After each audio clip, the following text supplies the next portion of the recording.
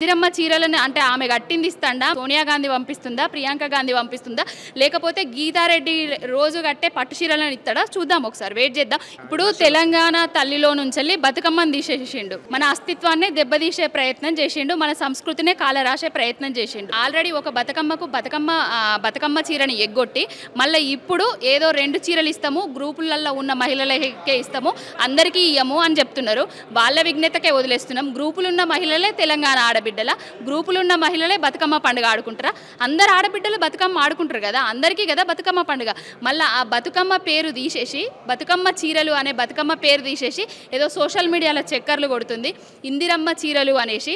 మరి ఇందిరమ్మ చీరలను అంటే ఆమె కట్టింది ఇస్తాండా, మరి లేకపోతే ఆమె లాంటి కట్టేటి ఇస్తాండా, లేకపోతే సోనియా గాంధీ పంపిస్తుందా, ప్రియాంక గాంధీ పంపిస్తుందా, లేకపోతే గీతారెడ్డి రోజు కట్టే పట్టు చీరలను ఇస్తాడా చూద్దాం, ఒకసారి వెయిట్ చేద్దాం. ఇప్పటి వరకైతే ఏ ఆడబిడ్డకు చీరలు పంపలేదు. ఇంకొకటి ఏంటంటే ప్రతి మున్సిపాలిటీలకు కానీ గ్రామాలకు కానీ ప్రత్యేకంగా బడ్జెట్ కేటాయించేటోళ్ళు బాపు కేసీఆర్ గారు, బీఆర్ఎస్ ప్రభుత్వం.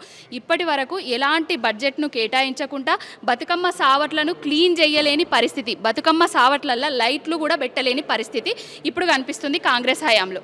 ఇంకా తెలంగాణ తల్లి విషయంలో కూడా కానివ్వండి, ఇక తెలంగాణ తల్లిని సోనియా గాంధీని ఇందిరమ్మ చేసిండు. ఇప్పుడు చీరలు కూడా ఇందిరమ్మ చీరలు అని చెప్పి మాట్లాడారు. ఇప్పుడు తెలంగాణ తల్లిలో నుంచి బతుకమ్మని తీసేసిండు, మన అస్తిత్వాన్ని దెబ్బతీసే ప్రయత్నం చేసిండు, మన సంస్కృతినే కాలరాసే ప్రయత్నం చేసిండు. మళ్ళీ ఇప్పుడు ఆ బతుకమ్మ చీరల పేరు తీసేసి ఇందిరమ్మ చీరలు అని పెడుతున్నాడు.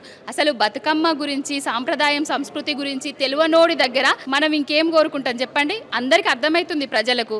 నిండా ముంచిండు, 6 గ్యారంటీలు అన్నాడు, 420 హామీలు అన్నాడు, తులం బంగారం ఇస్తా అన్నాడు, స్కూటీలు ఇస్తా అన్నాడు. ఏ హామీ ఇవ్వకుండా ప్రజలను ఏమారుస్తూ డైవర్షన్ పాలిటిక్స్ చేస్తున్నారు కాంగ్రెస్ వాళ్ళు, రేవంత్ రెడ్డి.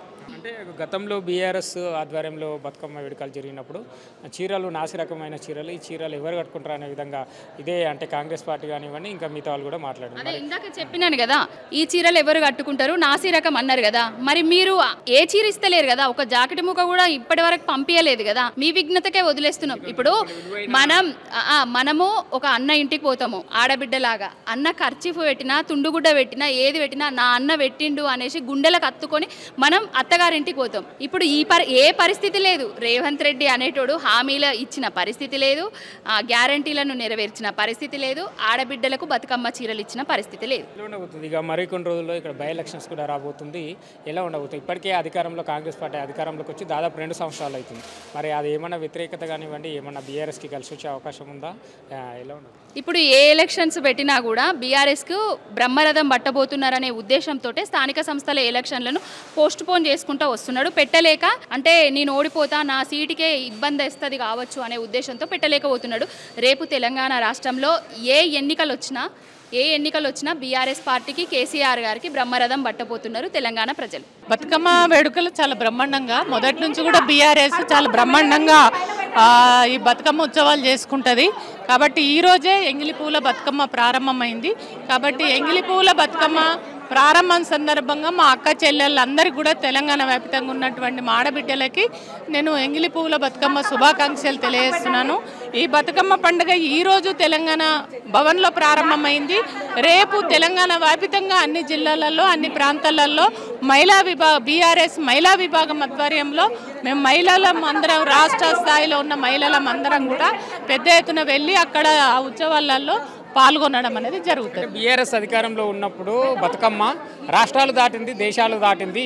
ఇప్పుడు కాంగ్రెస్ పార్టీ అధికారంలో ఉంది, 2 సంవత్సరాలు అవుతుంది. మరి ఎట్లా ఉంది ఇప్పుడు ఇప్పటికి ఏమైనా తేడా? రేవంత్ రెడ్డికి తెలంగాణ పట్ల కానీ, తెలంగాణ ప్రజల పట్ల కానీ, తెలంగాణ సంస్కృతి కళల పట్ల ఆయన ప్రేమ లేదు, అభిమానం లేదు, పట్టించుకున్నది లేదు.